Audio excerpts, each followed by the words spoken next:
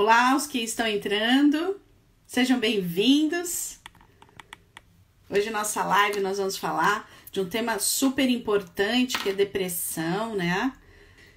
Enquanto isso, a quem não me conhece, eu sou Elaine Salles, psicóloga, neuropsicóloga, escritora. Tenho formação pela Escola Paulista de Medicina, por Harvard. A gente acaba estudando bastante, né, nesses mais de 18 anos de profissão de clínica.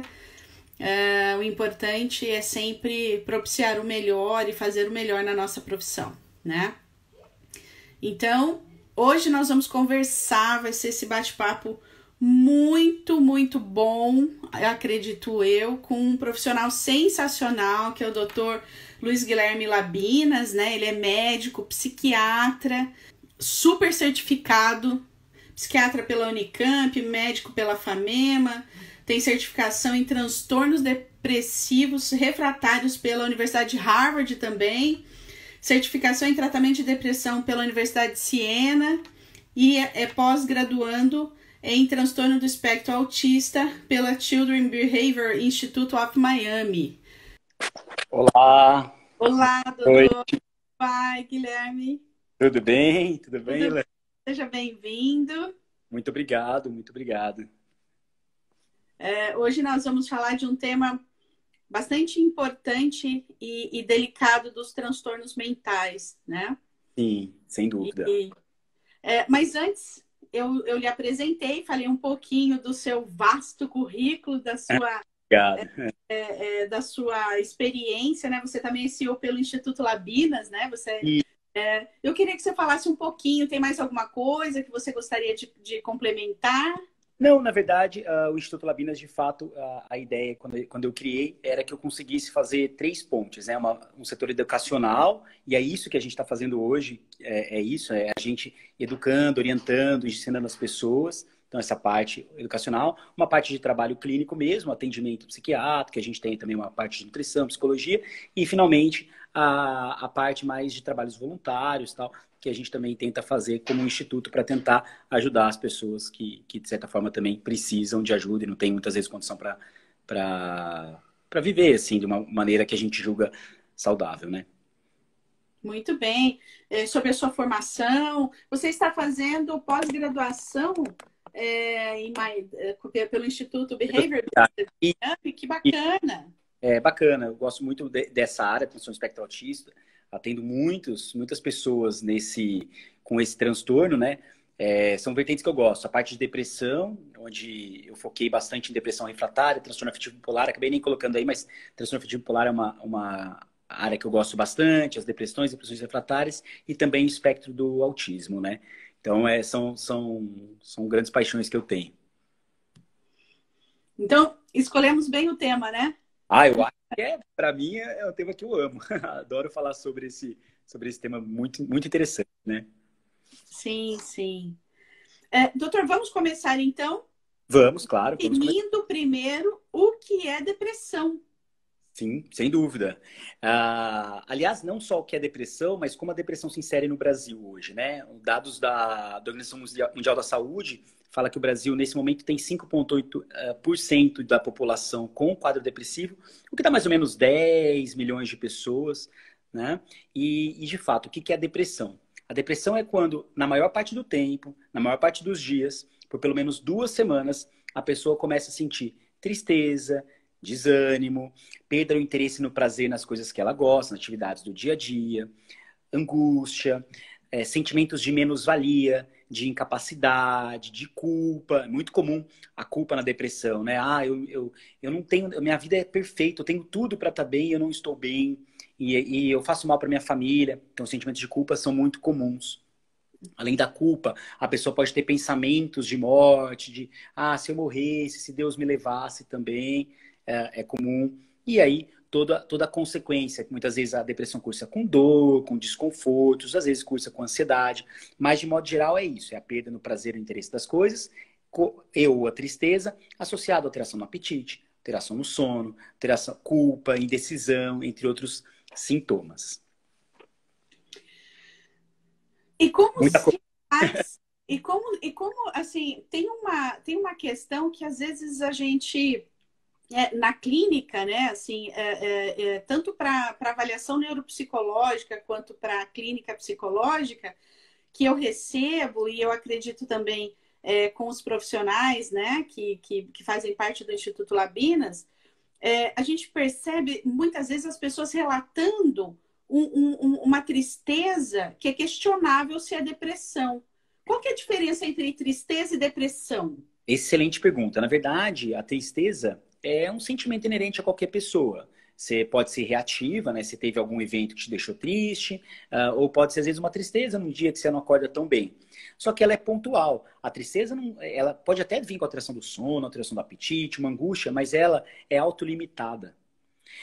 Ela não perdura, ela não fica muitos dias ou semanas. Então, o que a gente vê na depressão é que a depressão não é só a tristeza. Ela tem essa perda no prazer. Então, às vezes você tá triste, mas eu gosto de sair com a minha família.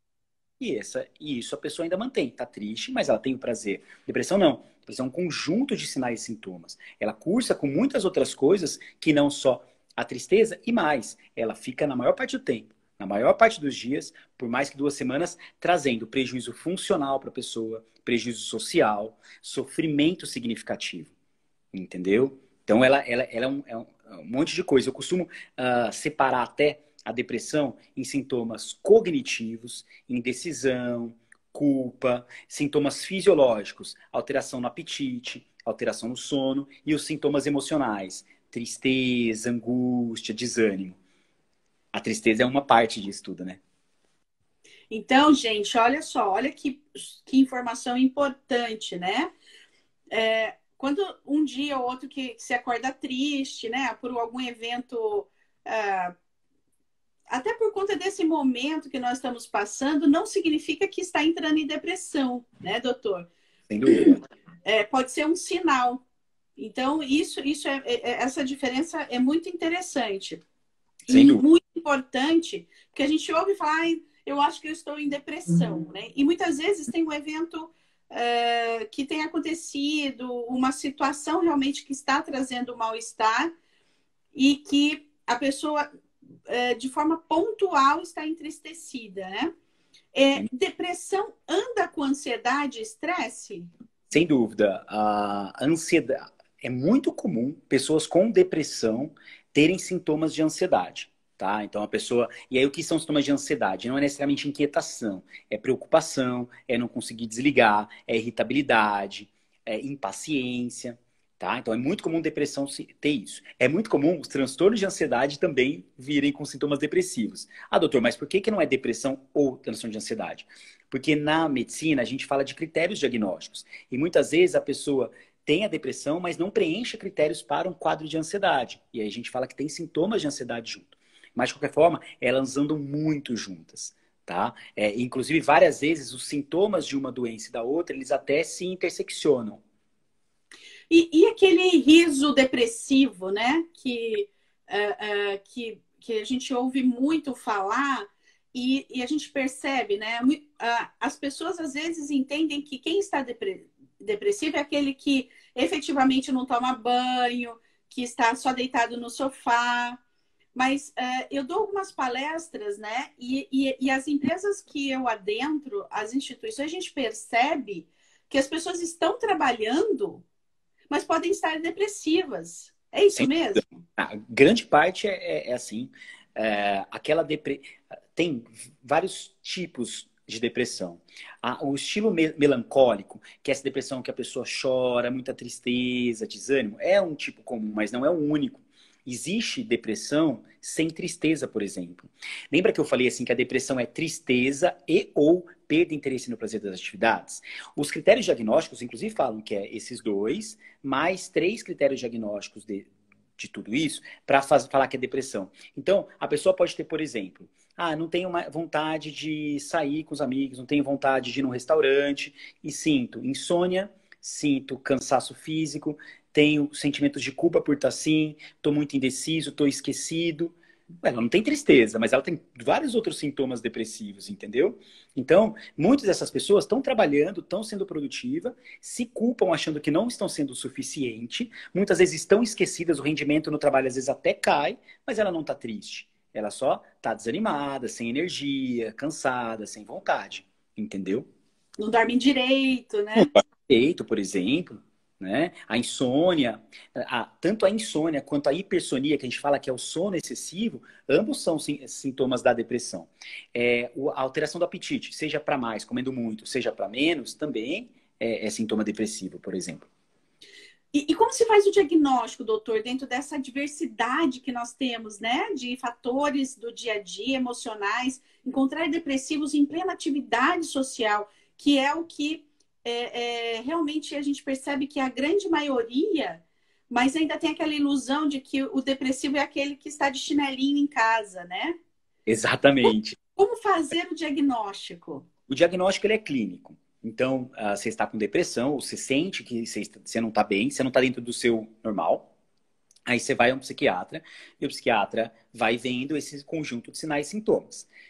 E aí, o psiquiatra tá lá na cabeça, né? Olha, ele preenche critério 1, 2, 3, e aí o psiquiatra vai e fecha o diagnóstico. Não precisa de exames nem nada. Mas, como a gente sabe que a depressão é muito associada, às vezes, a alguns outros sintomas clínicos. Então, por exemplo, alteração da tireoide pode dar depressão, alterações, às vezes, tumores cerebrais, câncer, outras doenças, fibromialgia, entre É outras. epilepsia, né? Sim, sim. Epilepsia de lobo temporal, por exemplo, pode dar. Então, a gente tem várias condições que cursam com depressão.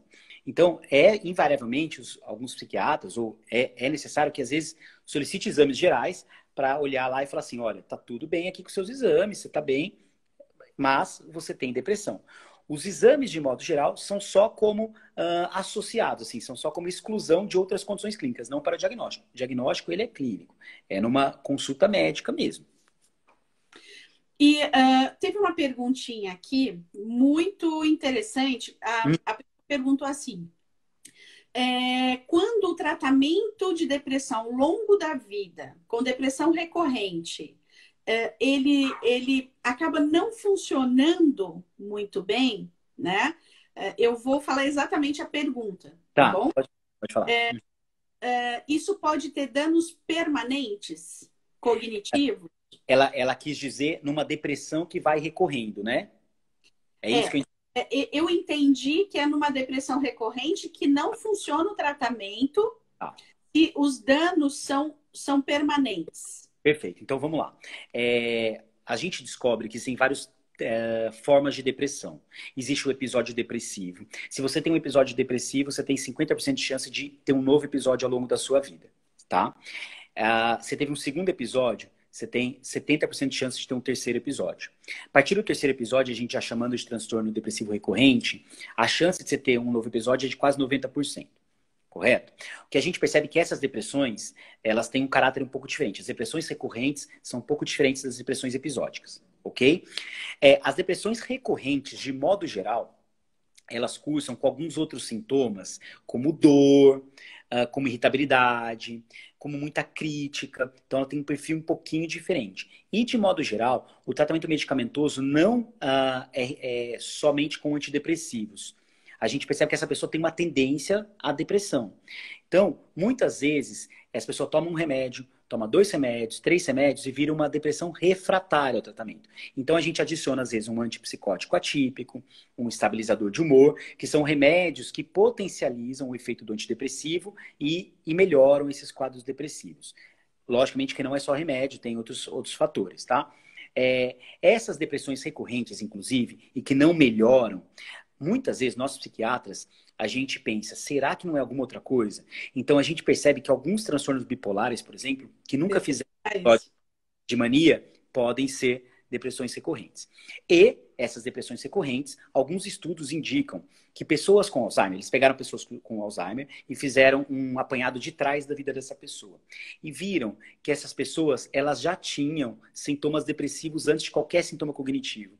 Então, a gente acredita-se que uma certa parcela da população com depressão recorrente, no fundo, ela tem uma predisposição para perdas cognitivas tipo Alzheimer, por exemplo, tá? Pessoal, depressão recorrente, eu não estou falando de depressão única e depressão refratária, tá? É importante a gente diferenciar essas coisas, tá? Esses diagnósticos. Então, pode Então, ser. então só fazendo uma breve síntese, para não ficar dúvida, doutor, qual é a diferença da depressão? Explica de novo a diferença desses tipos de depressão. É uma depressão que a pessoa melhora e volta a recair, melhora e volta a recair, e normalmente cursa com outros sintomas, como irritabilidade, como dores pelo corpo, muito criticismo, uma pessoa muito crítica, autocrítica, não necessariamente com o outro, tá? Mas pode sim ter casos, às vezes, que a pessoa tem uma depressão e volta, clássica, mas normalmente essa é a clínica. E a refratária? A refratária, eles dizem que a depressão refratária é aquela que você tenta dois remédios de classes diferentes e você não tem resultado, tá? Livros dizem. Ou seja, você toma um antidepressivo classe A e um antidepressivo classe B, não melhorou, isso a gente já chama de depressão refratária, tá ok? Na clínica, na prática, a gente percebe que aquela depressão que você tentou uma coisa, tentou outra e a pessoa não vai melhorando, tá? Eu acho que no termo leigo é esse o caso. Muito bem. E pensando nesse momento que nós estamos vivendo, né? Assim, um momento de pandemia. Eu falo, em março, nós estávamos numa semana plena atividade, nós Carnaval. vendo pela televisão os dados, todo mundo no seu dia a dia. Na semana seguinte, estavam todos em casa, né? E isso vem essa dinâmica persistindo dentro de um contexto da história da pandemia, observada em outros países, que aconteceu em outros países, e nós estamos vivenciando agora, né, aqui no Brasil, pensando nessa situação, quando que as pessoas vão poder ter sua vida, retomar essa normalidade, né, que seria Uhum. o padrão conhecido anterior a esse isolamento social, a esse retorno social que vai vir, mas de forma a manter o distanciamento, a manter uso de máscaras, manter o uso de álcool gel e as pessoas irem retomando até ter essa vacina, que não Sim. sabemos quando. E a gente percebe que as pessoas começam a entrar em algumas questões, algumas angústias. Isso, como fica a depressão nesse quadro que nós estamos vivendo hoje, né? Eu até compartilhei hoje no meu canal do Telegram tem um livro chamado Psychiatry of Pandemics, que é a psiquiatria das pandemias. Teve um professor, o Dr. Igor, ele traduziu isso e distribuiu gratuitamente, então eu não fiz nada ilegal. E eu coloquei no meu Telegram esse livro para as pessoas darem uma olhada. E o que fala esse livro? É um guia para nós psiquiatras sobre o que acontece durante as pandemias ou grandes guerras, por exemplo, né? E a gente percebe que durante as pandemias você tem alguns transtornos psiquiátricos que aumentam. O toque, transtorno obsessivo compulsivo, aquela pessoa que já tem mania de limpeza, mania nem é a palavra certa, mas mania de limpeza, ela fica super preocupada em se contaminar, piora o toque. Pânico, por ver tudo o que está acontecendo, outro transtorno que aumenta. Transtorno de ansiedade, também por motivos óbvios dessa preocupação, também piora. E aí entra o quê? Entra a depressão. Por que a depressão? Porque você começa a ficar isolado, você não tem mais contato social, você começa a ver notícias de morte o tempo inteiro, de contaminação, você não consegue fazer as atividades físicas, que a gente sabe que são excelentes para pessoas com depressão. Você começa a ficar mais ansioso, começa a comer alimentos que não são alimentos adequados, e aí você vai reforçando, vai engordando, vai piorando a autoestima e vira uma bola de neve. Tá? Então, é muito comum depressão. Saiu um estudo da Associação Brasileira de Psiquiatria alguns dias atrás, que eles pegaram nós psiquiatras, respondemos vários questionários, e ele colocou que houve aumento de 70% da busca por consulta psiquiátrica nesse período da pandemia. Tá? E o carro-chefe a gente sabe que é depressão e ansiedade. Então, essa questão toda propicia, obviamente, a sintomas depressivos e depressão por si só, né? E o que é interessante é que a medicina, assim como a psicologia, mas isso, a psicologia já era um hábito, né? Nós já estamos um pouco mais inseridos nessa história do atendimento online, mas para a Sim, medicina é uma novidade, né, Guilherme? Assim, a telemedicina. E você tem feito telemedicina? sim, sim. A gente teve, durante aquele início da quarentena, eu fiquei 50 dias fazendo atendimento em atendimentos presenciais, né? Então, mistura telemedicina com atendimentos presenciais. Mas eu faço, atendo gente de Curitiba, como eu disse semana passada, Pará, atendi também. Então a gente vai atendendo e tentando ajudar pessoas de tudo quanto é canto do Brasil, né? Muito bem. E o tratamento para depressão, doutor? O que nós temos para tratamento? Perfeito. Então, casos leves de depressão, as pessoas acham que remédio sempre, né? Mas não. Casos leves, a terapia por si só, ela tem eficácia igual à eficácia de remédios, por exemplo. Tá? Então, casos leves, terapia e ou medicação. O que a gente sabe é que a associação dos dois, ela tem um resultado muito melhor. Mais rápido, mais consistente, diminui o risco de recaídas, né, de recorrências, tá? Casos moderados a grave, o remédio sempre é necessário. Mas o que a gente sabe é que, com terapia, também é muito melhor, tá? Para quem não sabe, até explicando, se você me permitir um pouquinho, dessa parte da terapia para o cérebro, os estudos mostram que não só o remédio muda a química cerebral, muda a parte anatômica cerebral. A gente sabe que a terapia, ela por si só, ela consegue fazer alterações em neurotransmissores no cérebro, substâncias químicas do nosso cérebro, que fazem um papel igual ao do remédio. Então, terapia não é só conversa. Terapia, ela muda a química cerebral, tá? Por isso que os É a, estudos é têm... a reestruturação cognitiva, né? Você faz. Exato, exato. Você com certeza fala com muito mais propriedade que eu nesse sentido, né? Mas é isso, tá? Então, não relativizem a psicoterapia, a psicologia, porque é uma área do conhecimento, uma área muito eficaz para o tratamento de transtornos depressivos. Além da psicoterapia e da química, da medicação, existem outros fatores. A gente sabe que a atividade física melhora muito a depressão. Existem, claro, estudos já voltados para a dieta. Recentemente tem vistos alterações em químicas relacionadas à depressão, serotonina, noradrenalina, com determinados alimentos. A gente sabe que meditação ajuda muito, o mindfulness. Relações sociais, a pessoa se socializar, ver pessoas com que ela tem afinidade, também ajuda em quadros depressivos. Então, não é só remédio. Tem muitas coisas que andam em conjunto aí, tá? Até mesmo porque, né?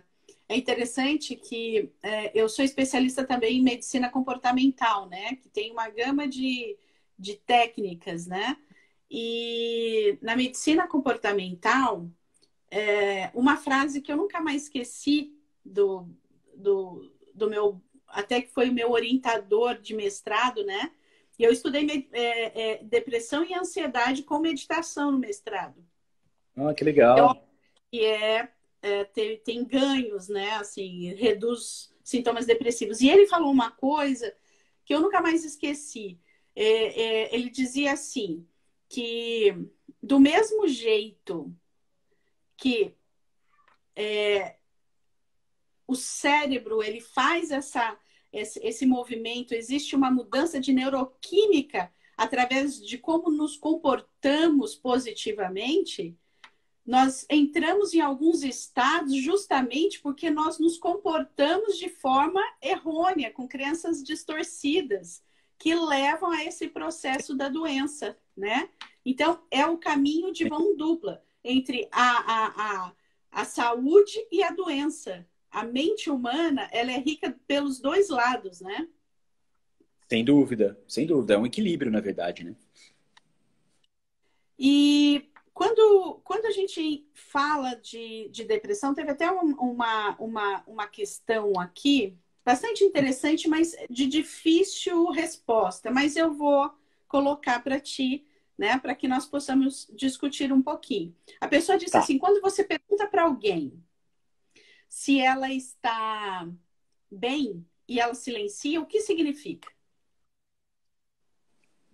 É difícil saber, é exatamente isso, sim. Qual é a resposta, né? A gente não sabe como é a pessoa. Mas eu entendi o caráter que ela teve dessa pergunta. Pode ser que ela esteja no quadro depressivo, alguma coisa, alguma doença psiquiátrica, tá? É claro que é caso a caso, a gente não conhece, às vezes é uma pessoa introspectiva. Mas se você. A gente, talvez eu consiga responder dessa forma. Quando eu estou no consultório e chega uma pessoa depressiva, eu avalio essa pessoa da hora que eu abro a porta e olho ela sentada, eu já avaliei. Então, invariavelmente, meus pacientes, eu chego para o paciente e falo, olha, essa tatuagem é nova, por exemplo. Ou, nossa, hoje uma paciente minha, ela é de São Paulo, inclusive. Aí ela falou assim, doutor, você reparou que eu estava com olheira, né?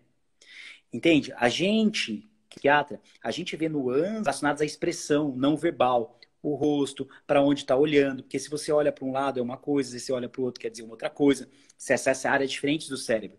Então você faz essa avaliação desde o momento em que você está enxergando a pessoa. Então, quando a pessoa se pergunta se está tudo bem, às vezes ela não te dá uma resposta verbal, mas você consegue ver pela resposta, pelo Ah, olhar, ela olha para baixo, ela baixa a cabeça. Às vezes você consegue ver, tem muita vaidade, ela já tá com a vaidade mais assim, né? Menor vaidade. O brilho no olho dela tá mais opaco. Então, tem outros sinais que não necessariamente o que a pessoa diz, né?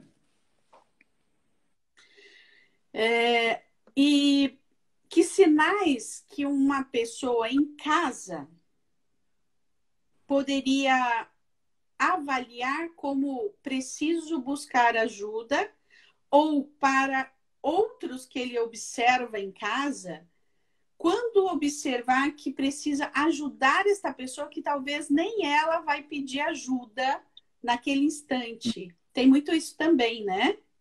Sem dúvida, Como sem dúvida. que sintomas precisam ser observados? Ontem eu vou contando uma historinha, né? Ontem eu atendi um médico aqui da nossa cidade que ele viu que o filho dele estava em depressão. Ele levou o filho de adolescente, 18 anos, levou para o meu consultório e aí esse adolescente entrou, esse jovem entrou no meu consultório e falou, não, doutor, eu estou bem. Eu não quero conversar com você. E eu fui conquistando ele ao longo da consulta, e aí ao final da consulta ele obviamente estava com depressão. Olha que pai sagaz, tá? E o pai não fez isso por ser médico, talvez, mas ele conseguiu ter um olhar paterno. E aí, o que ele vê? Gente, a gente conhece nossa família, certo? A gente sabe o que um sorriso diz, o que uma palavra, um gesto com a mão diz, o que um levantar de sobrancelha diz. Você sabe como funciona esse seu familiar. Então, você sabe o que é o seu normal do seu familiar, certo? Você começa a ver que seu familiar está ficando isolado. Ah, você quer sair? Você quer fazer algum esporte? Vamos assistir uma televisão juntos? A pessoa já não quer, já não tem prazer. Às vezes você pega ela mais triste, menos falante, com alteração do sono. Você começa a ver que ela está demorando para dormir, ou começa a acordar várias vezes à noite, não parece ter mais tanto apetite. Isso já pode ser um indicativo que a pessoa esteja com depressão. Você pode, e não é nem função do leigo, saber diagnóstico. Eu acho muito interessante as pessoas nos assistirem, porque elas querem saber, isso é muito legal. Mas vocês não precisam necessariamente saber, olha, o diagnóstico dessa pessoa é um transtorno depressivo maior. Não, você precisa saber que essa pessoa não está dentro do seu normal, que ela não está funcionando do jeito que ela funciona. Aí, deixa que o especialista investiga, avalia, tá? Então, é isso. Veja como ela funciona, o normal dela, e o que está fugindo ali é o quando você tem que ficar com o olhar mais atento. Tem idade para se ter depressão? Não, depressão pode acontecer em qualquer idade, tá? O que a gente sabe é que a depressão ela é 2 vezes mais frequente em mulheres do que homem, e aí isso tem uma associação com o estrogênio. A gente sabe que os hormônios femininos eles propiciam a quadros depressivos, tanto é que antes da menarca, né, antes da primeira menstruação da mulher, a relação homem-mulher é a mesma. Então, meninos e meninas até 12, 13 anos têm a mesma porção de depressão, e após a menopausa, a mulher e o homem têm a mesma proporção de depressão. Então a gente sabe que o período estrogênico, o período ciclo fértil da mulher, ele tem mais depressão. Dito isso, aonde a gente tem mais depressão? Na população jovem. Então ela começa de vida ali, 18 anos, 20 anos, e até uns 35 anos é o pico assim, de depressão. A gente tem observado depressão em criança, né, Guilherme? Não sei se você tem recebido na clínica mas nos últimos, diria que 3 anos, eu tenho me assustado um pouco com o número de crianças já apresentando sinais. Sem dúvida. Frequentemente chega lá no Instituto crianças de 12 anos, 13 anos, 11 anos, onde de fato já começa a aumentar a prevalência, né, a frequente depressão, mas eu já tenho uma paciente minha que tem 5 anos de idade e está num quadro depressivo. Então, você começa a ver cada vez mais jovens entrando com um quadro depressivo. E ainda mais num período como esse, que é difícil, quem é pai e mãe aqui sabe disso, é difícil eu perceber que os pais estão contentes com os filhos em casa do jeito que tá. Tá todo mundo criticando muito, sem saber o que fazer com os filhos em casa, e isso obviamente leva a quadros depressivos também, né? E você conseguiria. Teve uma pergunta aqui, né? Também bastante interessante. Eu vou só direcionar um pouquinho essa pergunta para o processo depressivo. Certo. Mas você percebe por que o jovem hoje tem apresentado esses sintomas de desvalorização à vida, no processo depressivo? Por que isso vem acontecendo? O jovem ele é mais impulsivo por uma questão de formação cerebral, né? Então, até 21 anos, eles tendem a ter mais prazeres, tendem a sentir mais as coisas, não só prazeres, e tendem a ter um controle menor. Então, quando eles sentem mais e eles se controlam menos. Então, se você começa a sentir algo que é negativo, você sente o negativo e para onde vai o seu impulso? Para automutilação, para suicídio, para drogas, tá? Além disso, o acesso a essas coisas é muito mais fácil. Então, a gente percebe grupos de pessoas que se automutilam, de jovens que automutilam e compartilham isso na internet. Então, por quê? Porque o acesso é mais fácil. Na década de 60, década de 70, não tinha internet. Então, tinha um jovem com depressão e o diagnóstico nem era tão feito assim, né? Tão bom assim. E aí, essa pessoa podia até ter aquela vontade de se automutilar, ou de se machucar, mas ela não tinha tanto acesso. Então, hoje o acesso a tudo, o acesso à informação e o acesso a coisas que não são tão boas é muito mais fácil, tá? E aí tem outras características, que é a desestrutura familiar, os traumas, o acesso também aos pais, a drogas, entre outras coisas, que faz com que isso também gere traumas na criança, adolescente. O fato dos pais se doarem pouco em termos de qualidade de tempo para os filhos também é um fator de risco para depressão. Então a gente sabe que o tempo de qualidade com o seu filho é um fator protetor para depressão na infância, na adolescência. Então, quando a gente vai vendo essas coisas acontecerem, elas obviamente culminam em sintomas depressivos cada vez mais cedo, né? É uma live super importante, né? Essa questão eu sempre falo e vou com essas sábias palavras que você nos trouxe, esse aprendizado, né? Que as pessoas busquem, mas busquem conteúdos fidedignos, busquem conteúdos e sites que sejam construtivos e não informações que sejam destrutivas nas redes sociais, na internet, né? Busquem bons profissionais, YouTubers que estão voltados para esse bem-estar social e não para relatos que possam não ajudar e até denegrir alguns conceitos até morais e sociais, né, Sim, Guilherme? Eu estou sem olhando dúvida. aqui o horário, poderia ficar aqui, mas Hum. um tanto de tempo, né? Sem- Mas, assim, a gente precisa fechar um pouquinho isso, e eu gostaria Hum. que você fizesse um resumo. O que para você fica mais importante como orientação dessa nossa live, dessas questões que chegaram? Eu acho que o principal é você conseguir identificar os sinais e sintomas de depressão. É o principal, tá? E eu acho que uma segunda coisa que a gente até nem pontou, mas que eu vou falar rapidinho, é a primeira coisa que você faz para ajudar essa pessoa.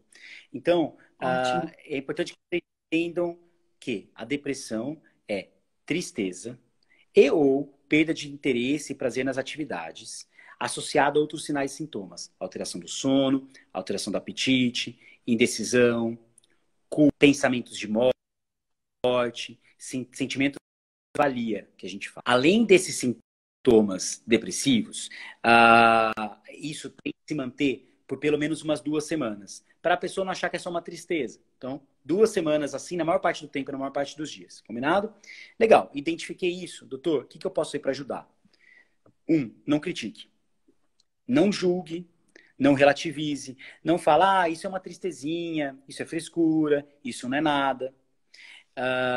Não, quando a pessoa começar a se abrir, não corte ela e comece a falar em cima. Ouça com empatia, deixa ela falar, deixa ela se abrir, e aí se ofereça ajuda depois. Fala, olha, eu tô vendo que você não tá legal, eu vou junto com você, vamos buscar uma psicóloga, porque você não tá bem. Eu não sei o que tá acontecendo, mas eu tô vendo que você não tá legal, e eu quero tentar te ajudar. Então, eu acho que se a gente tiver empatia, se colocar junto no tratamento, saber escutar, a gente já dá um grande passo. Identificando esses sintomas depressivos, a gente deu um passo maior ainda. Repete um pouquinho quais são os sinais, porque falhou. Perfeito. Os Que sinais, a então, pessoa tem que observar. Sim. Então, vamos lá. Tristeza e ou perda no prazer nas atividades. Além disso, alteração do sono, alteração do apetite, a alteração de culpa, sentimentos de menos-valia, indecisão, esquecimento, pensamentos de morte. Não necessariamente querer se matar, mas pensar assim, se Deus me levasse, não seria uma má escolha. São sintomas cardinais assim da depressão, são os mais comuns da depressão. Aquele choro fácil, né? O isolamento. Em crianças e adolescentes, queda no rendimento escolar, tá? Eu quero fazer um complemento, né? Sim. A gente observa também um relato muito recorrente de pessoas que estão com sintomas depressivos, é que tem tudo na vida e está, né? É como se elas não fossem merecedoras nem do que têm, que elas não têm nem motivos para reclamar. Isso, doutor, que orientação você daria para esse tipo de relato, para as pessoas que acabam falando isso, mas nossa, mas parece que você tem uma vida tão boa, né? Mas imagina, com tudo que você tem, você para com isso. O que o senhor deixaria para essas pessoas? Não façam isso. Não falem esse tipo de coisa para a pessoa, sabe por quê? A depressão ela não é você querer estar assim. Eu duvido que se a gente sair perguntando na rua para as pessoas que têm depressão, elas vão falar, eu quero ter depressão. Não. Ela é uma condição clínica, ela é uma alteração estrutural, alteração em córtex frontal, região temporal, alteração de serotonina, de noradrenalina, de dopamina, sistema opioide. A gente tem um monte de sistemas com nomes inúmeros, difíceis, que estão relacionados à depressão. Não é o ato de querer. E quando a gente fala, olha, você tem tudo, a gente está fortalecendo e aumentando um sintoma depressivo, a culpa. Porque eu ouço com o consultório as pessoas, doutor, eu não estou bem, eu me sinto mal. E essa pessoa pensa, eu acho que eu faço tão mal para minha família que se eu morresse seria melhor para ela. E aí a gente faz o quê? A gente fala, não, mas você tinha que estar melhor, você tem que ter força, você não tem motivo para isso. A gente só reforça esse lado negativo da depressão e piora o quadro dela. Então, não julguem, pessoal, não julguem, não critiquem, ouçam com empatia, se coloquem no lugar dessa pessoa, veja como ela está e lembrem-se, a depressão não é só uma crise financeira. A gente não sabe o do outro, a gente não sabe o que o outro pensa, o que o outro vive. Será que o que você acha que é tudo para a pessoa é de fato tudo para a pessoa também? Às vezes não é, né? Sensacional, né? Isso é uma das grandes preocupações que eu tenho no consultório e no olhar que nós vemos das pessoas em choro, muitas vezes já chorando, dizendo o quão ela tem tudo e que ela não poderia estar daquela forma, né? Certamente essa acolhida de quem está ao entorno, dos familiares, dos amigos, é extremamente importante. Sem Né? Tem dúvida. aqui uma pessoa dizendo acolhimento e escuta. É isso, A né? Tamir trabalha com a gente lá no Instituto. Excelente nutricionista. Sensacional. Acolhimento e escuta são duas expressões duas colocações, que é isso que as pessoas precisam. Enorme prazer, doutor. Eu que digo mesmo, adorei. Sensacional. Agradeço. Horas. Oi? Repete, por Pena, favor. pena que o tempo é muito escasso. A gente poderia ficar horas e horas a fio falando desse tema Não, tão... e a gente que gosta, né? Quem gosta da área da saúde, quem vive a área da saúde, quem é apaixonado pela área da saúde, nossa, a gente pode ficar falando horas e horas e vai ter assunto. É. Quero agradecê-lo, né, por ter aceito, por ter participado, ter dado todo esse conhecimento que foi sensacional de forma tão clara. Quero agradecer as pessoas que estiveram conosco, que participaram, que fizeram colocações, aquelas que estão aqui conosco ouvindo, participando. Só o fato de estar aqui prestigiando, né? Parabéns aos dois, excelente live, né? Acho que os familiares também deveriam ter uma sessão. Isso é fato, essa orientação é uma coisa que a gente pode fechar com isso, né? Sem Essa dúvida. orientação aos familiares é importantíssimo. Muito bom. Acho que ficamos por aqui. Muito obrigado. Muito obrigado, doutor. Um abraço para todos. Boa noite, pessoal. Boa noite, forte abraço. Tchau.